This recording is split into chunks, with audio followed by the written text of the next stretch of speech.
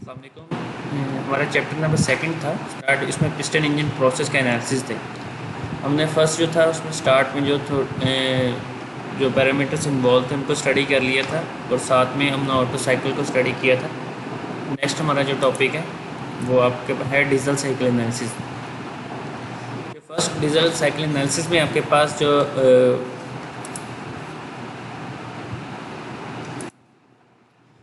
Diesel cycle analysis में first जो आपके पास साइकिल है सेम इसी तरह 1 to 2 जो प्रोसेस है सेम ऑटो साइकिल की तरह वो आइसेंट्रोपिक कंप्रेशन है। आइसेंट्रोपिक कंप्रेशन का हमने लास्ट टाइम भी डिस्कस किया था कि आइसेंट्रोपिक कंप्रेशन में आपके पास हीट ट्रांसफ़र नहीं होती, मतलब क्यू जो होता है वो आपके पास डेल्टा क्यू होता है वो ज़ीरो होता है। जो हीट लॉस वो इसमें नहीं होगा क्योंकि हम ये आइडियलाइज़ कर रहे होते हैं, क्योंकि एजम्पशंस हमने लिए होता है कि हीट ट्रांसफ़र जो होगा वो डिस्टेंस से नहीं हो रहा होगा, तो इसलिए उसका डेल्टा क्यू ज़ीरो होगा। तब वो आपके पास आइसेंट्रोपिक कंप्रेशन है V मतलब 0.1 to 0.2, तो आपके पास जो वॉल्यूम चेंज हो रहा होगा वो V1 to V2 हो रहा होगा। आपके पास जो फ्यूल है वो कंप्रेस हो रहा होगा। सेकंड आपके पास जो एयर होगी वो इसमें कंप्रेस हो रही होगी। तो जो आपके पास प्रोसेस होगा 2 to 3 वो is a reversible constant pressure है। रिवर्सिबल कांस्टेंट प्रेशर में आपके पास फ्यूल की एडिशन होगी, मतलब क्यू इन क्या होगा कि आपके पास एडिशन हो रही होगी हीट सप्लाइड हो रही होगी Q1, जो इसको हम आपके पास इसमें जो वॉल्यूम होगा वो चेंज होगा। ये आपके पास कांस्टेंट प्रेशर प्रोसेस होता है तो इसमें वॉल्यूम चेंज हो रहा होगा, तो वॉल्यूम जो चेंज होगा वो V2 to V3 हो रहा होगा। तो इसको कट ऑफ रेशियो भी कहते हैं V3 over V2 को, जो इसकी रेशियो होती है उसको कट ऑफ रेशियो कहते हैं। तो 3 to 4 आपके पास देन आइसेंट्रोपिक एक्सपेंशन होगी और देन आपके पास 4 to 1 में आउट जा रहा होगा रिवर्सिबल कांस्टेंट वॉल्यूम कूलिंग हो रही होगी, मतलब हीट रिजेक्ट हो रही होगी आउट में। जो कट ऑफ रेशियो होती है is the ratio of the volume after combustion to the volume before combustion, मतलब क्यू हीट इन हो रही होगी, क्यू इन हो रहा होगा तो इसमें कंबस्शन का प्रोसेस होगा 2 to 3 में, तो वॉल्यूम का जो आफ्टर कंबस्शन है जो V3 है ओवर जो होगा वॉल्यूम वो बिफोर कंबस्शन होगा, उसकी जो रेशियो होती है उसको कट ऑफ रेशियो कहते हैं। तो सेम वही इस तरह प्रोसेस है। अगर आपने पॉइंट 1 to 2 सॉल्व करना है तो P1 V1 gamma is equal to P2 V2 gamma, और अगर टेम्परेचर के केस में करना है तो T1 V1 gamma -1 is equal to T2 V2 gamma -1 आपके पास आ जाएगा। और सेम इस तरह पॉइंट 2 to 3 अगर आपने सॉल्व करना है तो आपने P2 V2 T2 is equal to P3 V3 और T3 आएगा, क्योंकि स्टार जो ऑटो साइकिल था उसमें वॉल्यूम कांस्टेंट था तो वॉल्यूम कैंसल आउट होता था, क्योंकि और ये कांस्टेंट प्रेशर प्रोसेस है तो इसमें प्रेशर आपके पास कैंसल आउट होगा, तो V3 over V2 is equal to T3 over T2 आ जाएगा। और हमने स्टडी किया कि V3 over V2 होगा, इसको कट ऑफ रेशियो भी कहते हैं, तो इसलिए T3 over T2 is equal to RC हो जाएगा, जिसको कट ऑफ रेशियो कहते हैं। देन आपके पास जो प्रोसेस है 3 to 4 है वो सेम एज इट इज़ वही आपके पास सेम है जो हमने ऑटो साइकिल में देखा था। आइसेंट्रोपिक एक्सपेंशन है, उसमें P3 V3 gamma is equal to V4 gamma होगा इन केस ऑफ प्रेशर अगर फाइंड आउट करना होगा। अगर टेम्परेचर फाइंड आउट करना होगा तो T3 V3 gamma -1 is equal to T4 V4 gamma -1 होगा। इसमें अगर हम कैलकुलेशंस देख लें, अगर आपने P4 फाइंड करना होगा क्योंकि P3 अगर आपको नोन होगा तो आपके पास V3 V4 gamma multiply by P3 आ जाएगा। तो V3 over V4 आपने कैसे फाइंड आउट करना होगा, क्योंकि V3 over V2 आपके पास RC है, तो V3 V4 is equal to V3 V2 multiply by, मतलब आपने मल्टीप्लाई डिवाइड कर दिया V2 को, तो V3 over V2 होगा RC, वो आपने इसमें स्टडी किया। और V1 over V2 होता है कंप्रेशन रेशियो, तो RV जो होता है आपके पास तो कंप्रेशन रेशियो होता है, लेकिन क्योंकि वो इसका रिवर्स है V2 और V1 तो 1 over RV यहाँ पे आ जाएगा। तो अगर हम P4 को इसमें पुट करेंगे तो RC over RV gamma multiply by P3 भी आप इसमें एज इट इज़ यूज़ कर सकते हैं। लेकिन अगर आप यही वाला फार्मूला यूज़ करेंगे तो भी आप कैलकुलेशंस करके इस वाले फार्मूले तक पहुंच सकते हैं। बाकी एज इट इज़ आपके पास ये टेम्परेचर का फार्मूला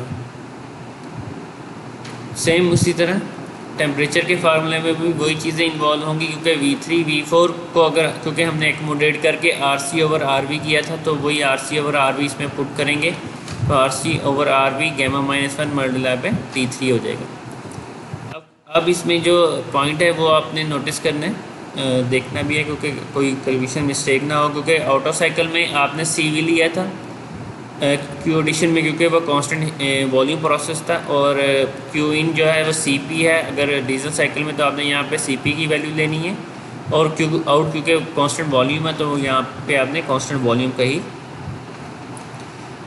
वैल्यू लेनी है। तो सेम एज इट इज़ आपको एफिशिएंसी आ जाएगी 1 minus Q out over Q in.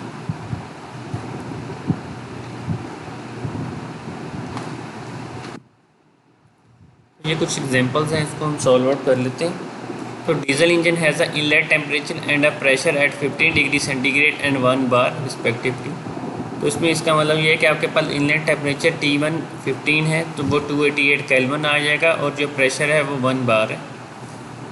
The compression ratio is 12:1, इसका मतलब R भी आपके पास 12 है। And the maximum cycle temperature is 1100 degree centigrade, इसका मतलब T3 आपके पास 1100 है, जो केल्विन में 1373 केल्विन है। तो अब आपने इसमें air standard thermal efficiency diesel cycle की फाइंड आउट करनी है। तो वही आपके पास सेम सारा का सारा आपको प्रोसेस करना पड़ेगा। तो P1 V1 gamma is equal to P2 V2 gamma आ जाएगा। तो V1 ओवर V2 आपको पता है कंप्रेशन रेशियो वो 12 आ जाएगी। P1 1 बार है तो P2 आपके पास 32.42 बार आ गई।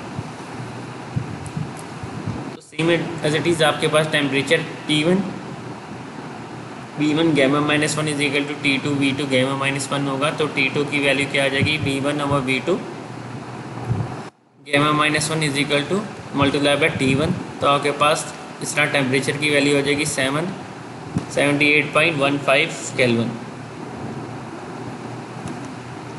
तो ये आपके पास टेम्परेचर और प्रेशर की वैल्यू आ जाएगी।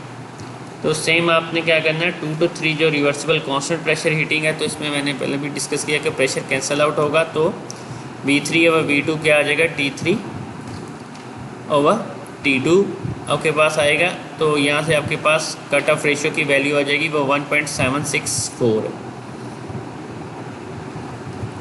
और बाकी आपको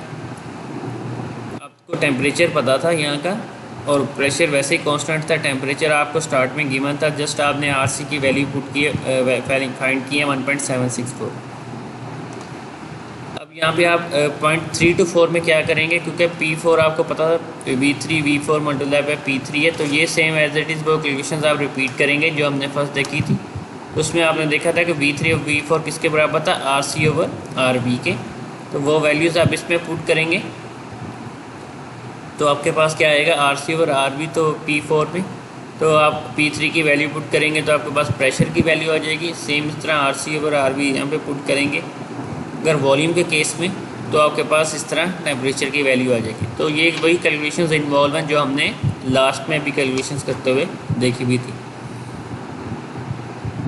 तो इसमें आपके पास thermal efficiency for diesel cycle आ जाएगा Q इन। तो आपने यहाँ पे आपको वैल्यूज़ गिवन होंगी CP और CV की भी, यहाँ पे उसने न्यूमेरिकल में नहीं दी हुई लेकिन आपको वैसे गिवन होंगी। तो CP की वैल्यू होती है 1.005 इनके लिए, एयर के केस में है।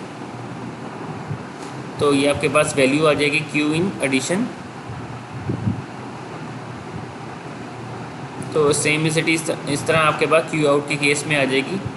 तो Q2 आपके पास आ जाएगा 251.06 किलो जूल पर kg।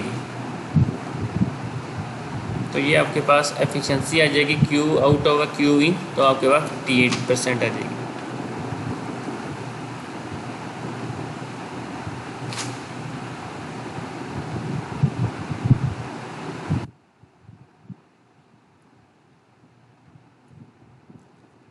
एक और हम न्यूमेरिकल सॉल्व कर लेते हैं। इसमें आपके पास वैसे उसने गिवन दी हुई है CP की वैल्यू भी, और R जो जनरल गैस कांस्टेंट होता है उसकी वैल्यू भी वो 287 किलो जूल पर kg डॉट केल्विन है। तो उसने क्या calculate the, temperature and RC and mechanical efficiency.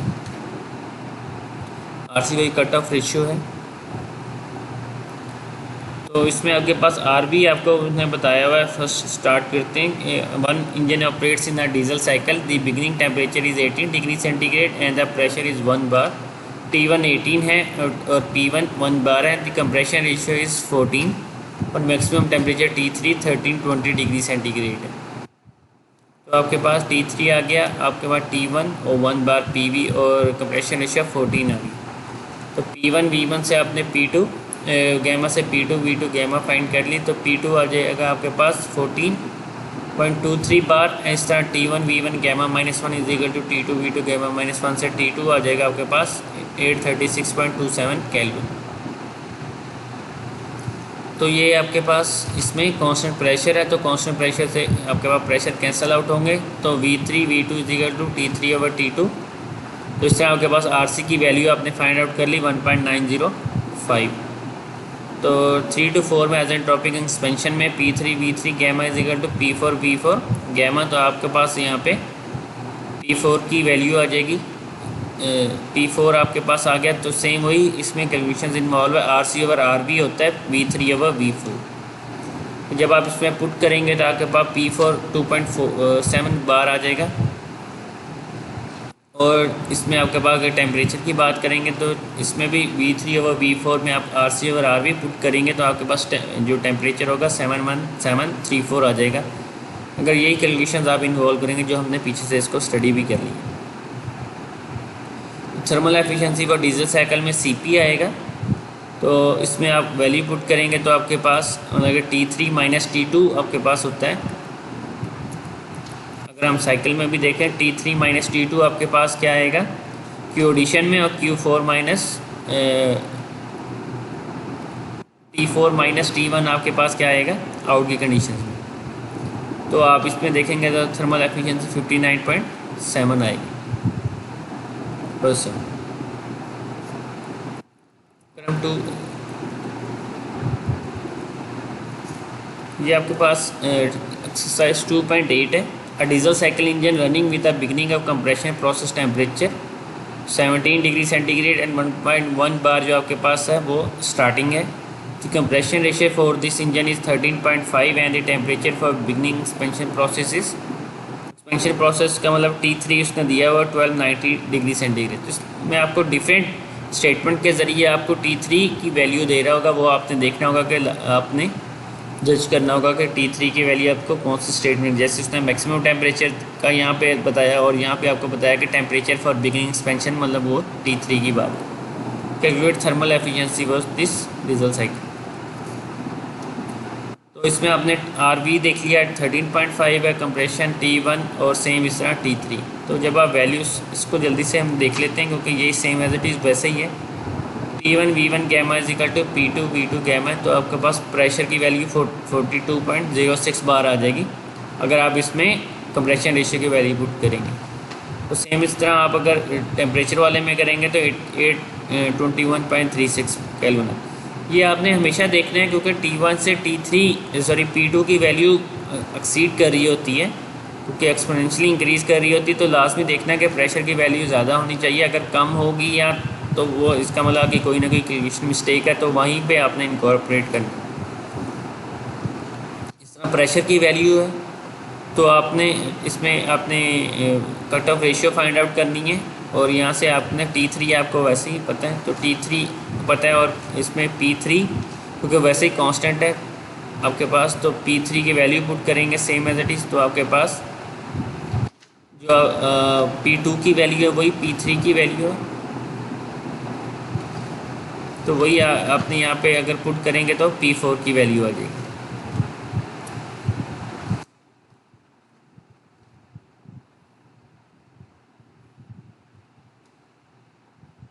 तो इस तरह T3 T4 है।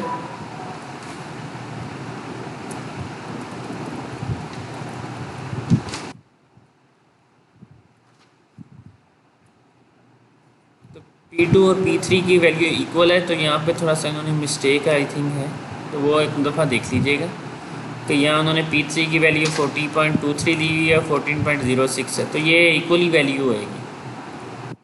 तो सेम इसी तरह टेम्परेचर की वैल्यू है, टेम्परेचर की वैल्यू 1536 आएगी, तो वो आपके पास T4 की वैल्यू आ जाएगी। ये सेम RC/RB की वैल्यू को इंकॉर्पोरेट करेंगे, तो Qin आ जाएगा CP T3 - T2 और T4 - T1 आ जाएगा Q2। तो इसको जब आप एफिशिएंसी पुट करेंगे तो ये आपके पास एफिशिएंसी की वैल्यू आ जाएगी।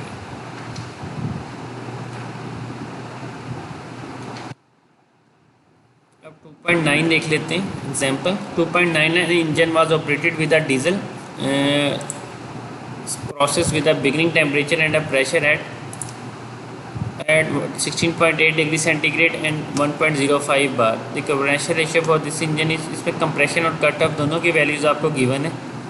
आपको इसमें T3 की वैल्यू नहीं गिवन दी हुई, तो लाजमी बात है आपने इसमें इसको फाइंड आउट करना है। तो टेम्परेचर की वैल्यू 16.8 है और प्रेशर की 1.05 बार। आरसी आपके पास 12.5 है, कट ऑफ 1.75 है, T1 आपके पास 289 आ गया और प्रेशर 1.05 बार। तो P1 V1 gamma is equal to P2 V2 gamma. तो इसमें आपने क्या करना है, कंप्रेशन रेशियो 12.5 पुट की तो आपके पास P2 की वैल्यू आ गई। सेम इस तरह आपने यहाँ पे अगर पुट की तो आपके पास टेम्परेचर की वैल्यू आ जाएगी इस फार्मूले से 795.91 केल्विन। अब आपको यहाँ पे आपने T3 फाइंड करना है, तो वो होता है V3 V2 is equal to T3 T2 is equal to R, या T3 over T2 is equal to RC, ये इस फार्मूले से निकलेंगे। अब आपको RC की वैल्यू पता है, T2 की वैल्यू पता है, तो इसका मतलब यहाँ से ऑब्वियस आप T3 की वैल्यू फाइंड आउट कर लेंगे। यही बस एक प्रोसेस चाहिए था, बाकी सेम एज इट इज़ है। P3 V3 gamma is equal to P4 gamma करेंगे तो आपको RC की वैल्यू भी पता है, RV की भी पता है, तो प्रेशर की वैल्यू आ जाएगी। तो same as it is temperature के केस में भी RC ओवर RV की पता है, तो भी देन टेम्परेचर की वैल्यू आपके पास आएगी। तो इस तरह आप दोनों सारे टेम्परेचर और प्रेशर की वैल्यूज़ पता चल जाएगी। तो Q इन और Q आउट में पुट करेंगे तो आपके पास एफिशिएंसी आ जाएगी 58.8%। ठीक है, तो ये आज का था लेक्चर, मतलब जिसमें हम डीजल साइकिल था। तो देन हम इसमें एक साइकिल लास्ट वन पढ़ेंगे जो कंबाइन साइकिल है, डोल एंड कंबाइन साइकिल, जिसमें जो